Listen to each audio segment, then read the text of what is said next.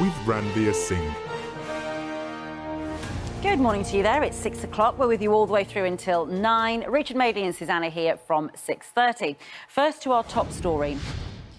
The government's set to announce mandatory COVID jabs for care home staff under new plans being drawn up by ministers as they consider extending the move to all NHS staff. Care workers are expected to be given 16 weeks to have the jab.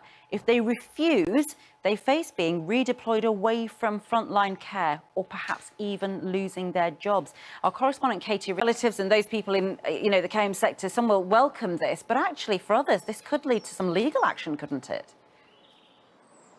News overnight now, and Israel says it has launched airstrikes against Hamas targets in the Gaza Strip in retaliation for balloon bombs fired from the territory. Explosions were heard in Gaza City in the early hours of this morning. It's the first major flare-up since 11 days of fighting between the two sides ended in the ceasefire on the 21st of May. Pip Thompson has the latest.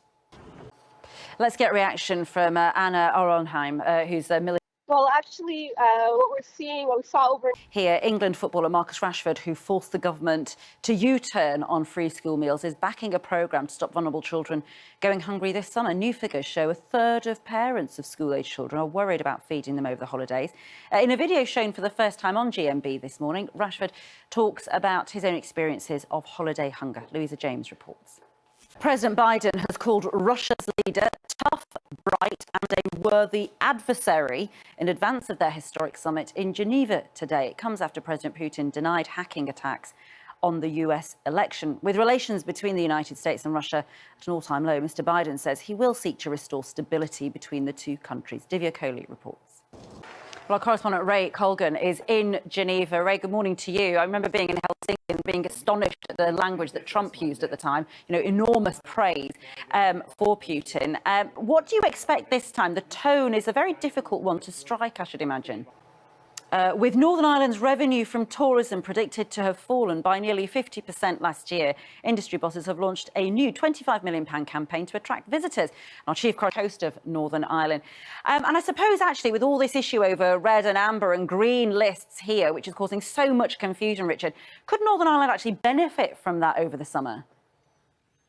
To another part of the UK, Wales face Turkey today in their second game in the Euros. They'll be hoping for a win after their opening game ended in a draw against Switzerland. Let's go to Cardiff. Nick Dick, time to talk to our human whirlwind, otherwise known as Laura. She's in Kew Gardens. So spare a thought for Nicholas Watt, who's the political refuge in there, essentially. Yeah. Whole, hate the press. When he was at those rallies and he was like the presser at the back, and then they would turn on them. And then you did get a sense that, sort of people who wanted to sort of be part of that, and that energy, if you like, that negative energy. I sense some of it is here. I've got a right to say that. If you're worried about lockdown and you don't think it's right, you've got a right to say that. Absolutely. But then if you do this, then that debate disappears, doesn't it? News for you from overnight, and Israel says it has launched airstrikes against Hamas targets in the Gaza Strip in retaliation for balloon bombs fired from the territory.